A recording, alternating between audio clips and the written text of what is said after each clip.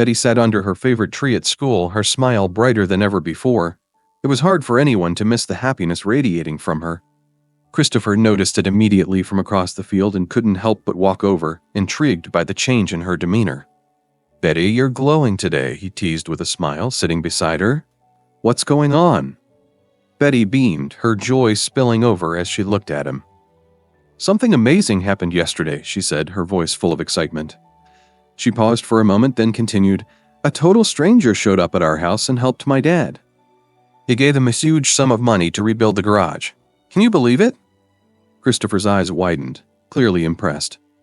"That's incredible, Betty. I mean, who does something like that? That person is a real angel." Betty nodded. "I can't stop thinking about it. It was such a kind thing to do. Whoever they are, I hope God blesses them for helping us." A thoughtful expression crossed Christopher's face. "Wow, whoever they are, they must have a big heart. It really makes you believe in the goodness of people, doesn't it?" He gave her a playful nudge, but his tone was sincere. "You know, maybe your secret admirer is the one who helped." Betty laughed, shaking her head. "A secret admirer? For me? That's ridiculous." Her voice was light, but there was a sparkle in her eyes that hinted she was entertained by the idea. Christopher laughed with her but kept teasing. "You never know, Betty. Maybe there's someone out there who cares about you more than you think." Though she rolled her eyes, Betty couldn't hide the smile on her face. "You're impossible, Christopher. But honestly, let's just be thankful for this stranger's kindness. It's something we never expected but really needed." Christopher nodded, his expression turning serious. "You're right. Whoever they are, they've done something amazing, and you and your dad really deserve it." Betty's smile softened, grateful for Christopher's unwavering support. "Thank you," she said softly, her voice full of warmth. "I don't know what I'd do without good people like you in my life." For a moment, they sat quietly, letting the peacefulness of the moment wash over them, both feeling blessed by the unexpected kindness they had received. Betty's heart was full, not just from the stranger's help, but from the friendship and loyalty Christopher had shown her. The next day, Betty's father found himself standing in front of the remains of his burnt garage, lost in thought. He had tried his best to rebuild everything after the fire, but the damage was much more than just physical. It had left a mark on his heart. As he stood there, a familiar figure appeared in the distance, Robinson's mother. She walked toward him with a look of determination, her face betraying the struggle within. "John," she said softly, clearing her throat to get his attention. Betty's father turned, his eyes narrowing as soon as he saw her. "What are you doing here?" he asked sharply, his voice tense. "How did you find me?" She hesitated but stepped closer, trying to make herself heard. I came to talk to you," she stammered, her eyes filled with emotion. "After all these years, I still have feelings for you. I never stopped loving you." He stared at her in disbelief, then let out a bitter laugh. "Are you out of your mind, Bonita?" His voice was harsh. "You have a husband. You're married. And now, after all this time, you come to me with this? It doesn't make sense." Bonita took a step forward, reaching out to him, her voice desperate. "John, I never stopped loving you." "I married him because I had no choice, but my heart has always been with you. Please, can't we?" "Enough," John interrupted, his face hardening. "I've moved on. You need to do the same. You're married, and you're asking me to forget all of that. Go back to your husband and stop this nonsense." Bonita's face twisted with anger, her patience wearing thin. "You think you're so much better than me, don't you? You're poor and you refuse help when it's offered. This is why you'll always be poor. I tried to make things better for you, but you won't accept it. Now look at you, everything you've worked for is gone. Your precious garage is burnt down. You've lost it all, John." His eyes flashed with disbelief, his hands clenching into fists. "Did you do this?" he demanded, his voice low and dangerous. "Did you burn down my garage?" Bonita didn't answer. She just turned and began to walk away, her shoulders tense with anger. John stood there, his heart racing. He couldn't shake the suspicion that Bonita had something to do with the fire, and if it was true, he wasn't going to let her get away with it. That evening, when Betty came home from school, she immediately noticed something was off. Her father was sitting quietly in the living room, his face unusually serious. He looked up as she entered and gently called her name. "Betty, we need to talk." She set her bag down, concern rising in her chest. What's wrong, Dad? He took a deep breath, his eyes troubled. Robinson's mother came to see me today. Betty's brows furrowed. What? What did she want? She said she still loves me, he replied, his voice low, that she never stopped. She said she married her husband out of pressure, not love, and she wants to be with me now. Betty stared at him in disbelief. She actually came here to say that, knowing she's married? Her father nodded solemnly. Yes, and when I refused her because of course I did, she got angry. She said I'd regret turning her down. She said what happened to the garage was only the beginning. Betty's expression darkened. She threatened you? Not directly, he said, but her words were full of spite. She's trying to scare us, Betty, and it's working. I'm worried about what she might do next. Betty sat down beside him, her fists clenched. This is insane. She's out of control. First she shows up at our house, then makes a scene, and now she's threatening our family. What is wrong with her? Her father sighed and shook his head. I don't know, but we can't let her get to us. We've faced worse, and we'll get through this too. Just don't let her poison your heart with anger. Stay focused. Don't let her win. Betty looked at him, her face still burning with frustration. I'll try, Dad, but I can't pretend I'm not angry. She keeps trying to ruin everything for us. I know, he said gently, putting a hand on her shoulder. But we'll handle this like we always do together. The next morning at school, Betty's mood was tense.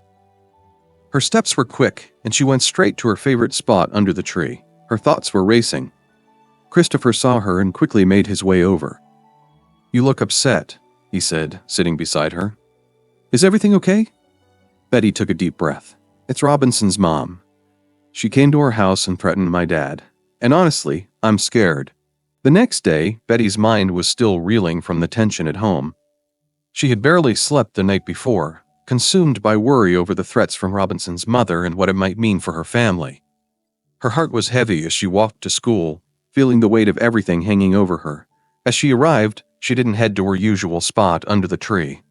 Instead, she sat on a bench near the entrance, staring off into space, trying to make sense of everything. Christopher noticed her right away.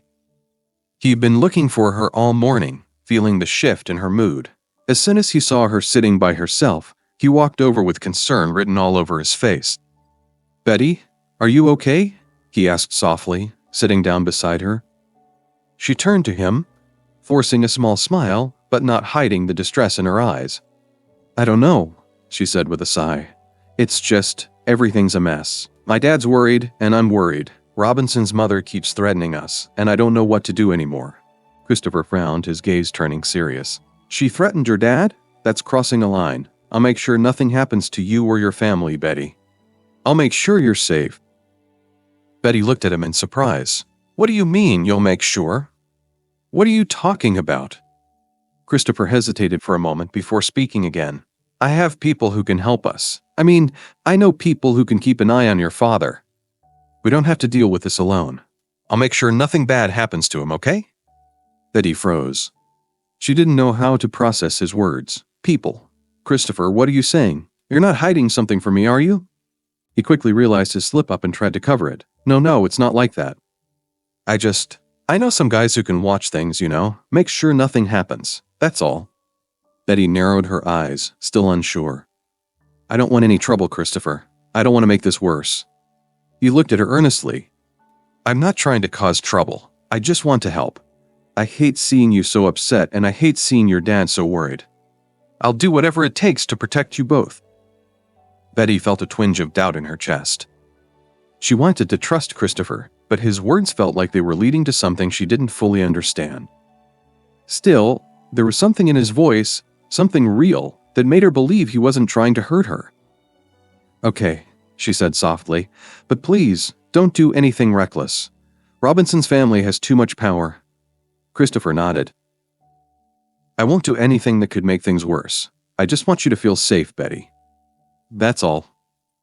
Betty gave him a small nod in return, though the unease in her stomach didn't fade. She silently prayed that Christopher's intentions were as pure as he claimed. The tension between Betty and Robinson had been building for weeks, but it all came to a head one afternoon in the school library. Betty was sitting at a table trying to focus on her homework when she heard the unmistakable sound of someone stomping in her direction. Before she could even look up, Robinson was standing in front of her, his face twisted with disdain. "There you are? Daughter of a poor mechanic," he sneered, his voice dripping with sarcasm. "Do you even belong here? Or did you sneak in just to sit under the fan because you can't afford air conditioning at home?"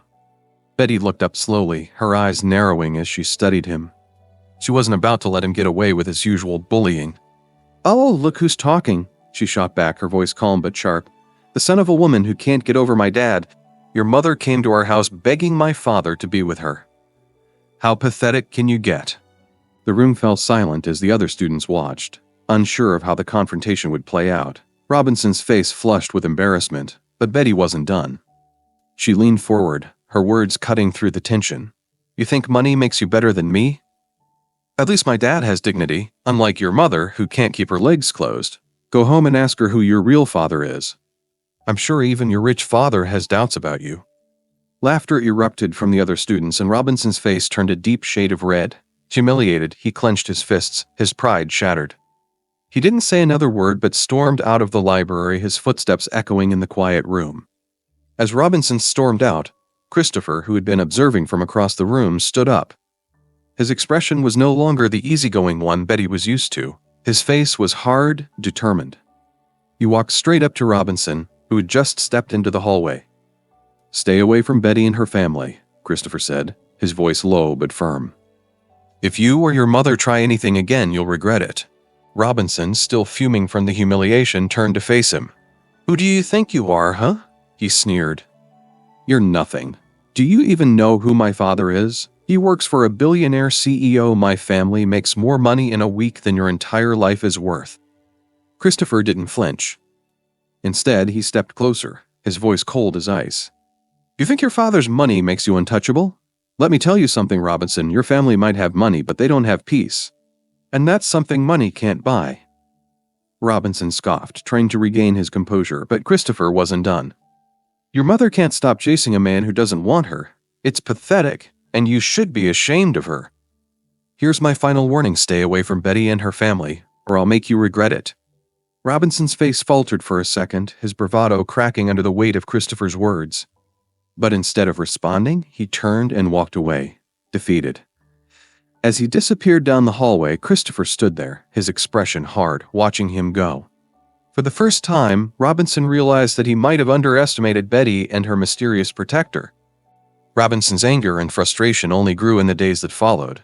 The humiliation he had suffered at school, especially after Betty's sharp words in the library, still stung. He couldn't shake the image of her standing there, confidently insulting him in front of everyone. His pride had taken a serious hit, and he couldn't let that go. He had always been the one with power, with connections. He couldn't allow some poor mechanic's daughter to make a fool out of him.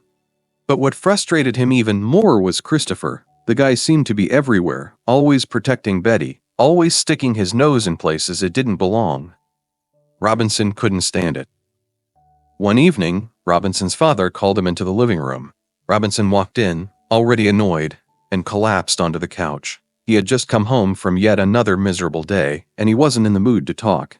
But when he saw the look on his father's face, something in him shifted. His father was usually calm, collected, but now his eyes were full of tension. "What's going on, Dad?" Robinson asked, confused. His father didn't answer right away.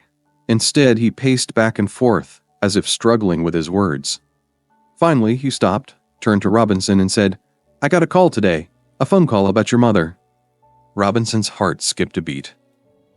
He hadn't heard his father mention anything about his mother in a while, but something in his voice told Robinson this wasn't going to be good. "What about Mom?" Robinson asked, his voice tinged with uncertainty. The anger in his father's voice was unmistakable as he spoke. "Someone told me that she's been causing trouble with that mechanic Betty's dad. They said she threatened him, that she even burnt down his garage." Robinson's face fell and he felt the world tilt around him. "What? That's ridiculous, Dad. That's just some lie." His father looked at him, his expression unreadable. "I thought it was a lie too, but the more I think about it, the more I realize that maybe there's truth to it. I've been blind to what's been going on, and now I can't ignore it anymore. I need to know the truth, Robinson. I need to know everything." Robinson's world shattered as the words sunk in. He had always trusted his mother, but now, everything was in question. The call his father had received made him doubt everything he had known about his family. The betrayal his father felt was palpable, and Robinson could see it in his eyes. The man who had loved his mother for years was now questioning everything because of the lies.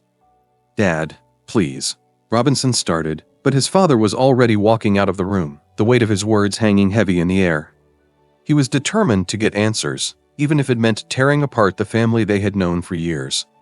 That night, Robinson couldn't sleep.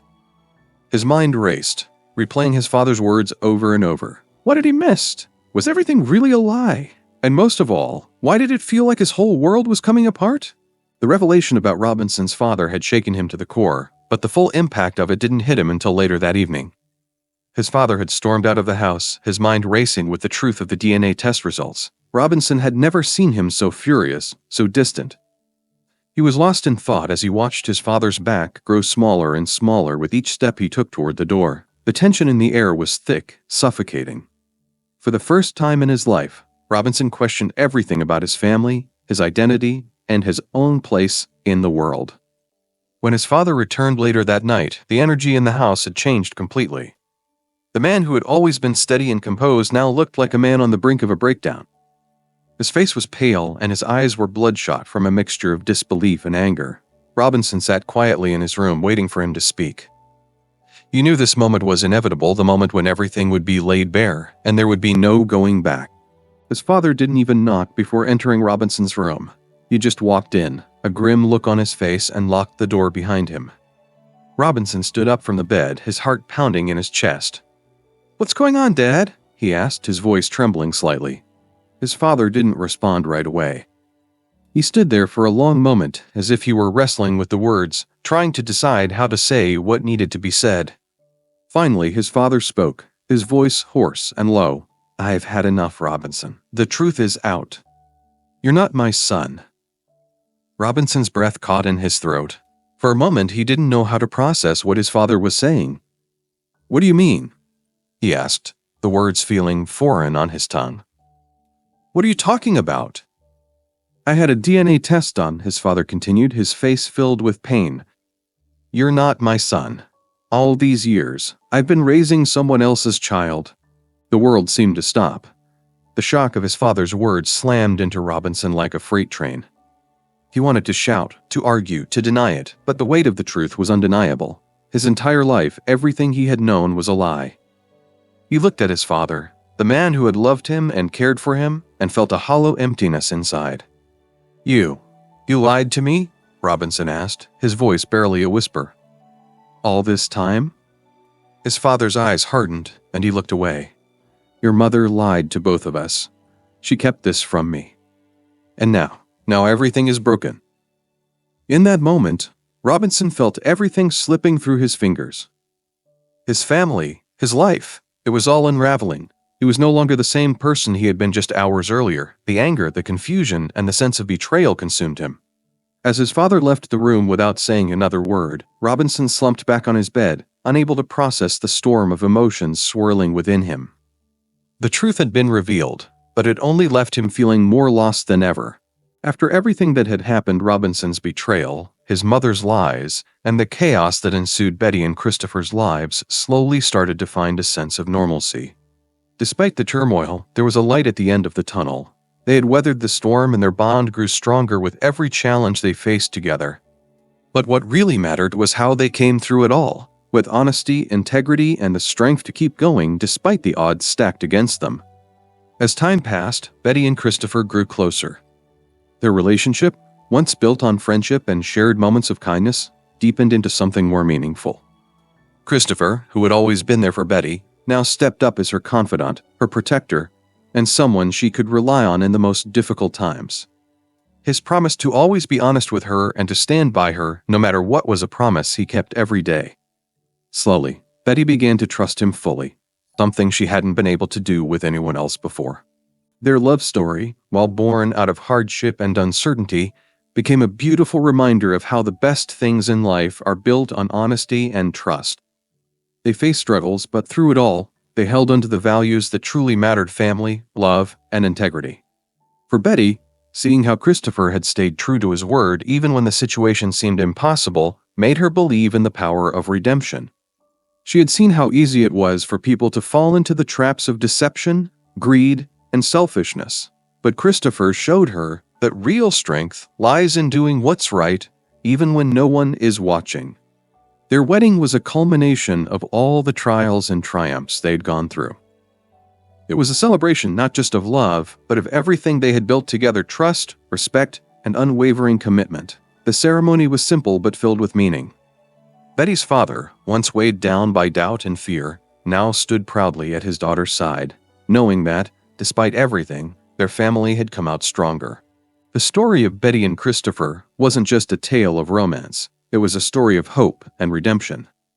It was proof that even in the midst of darkness, there's always the possibility of a new beginning.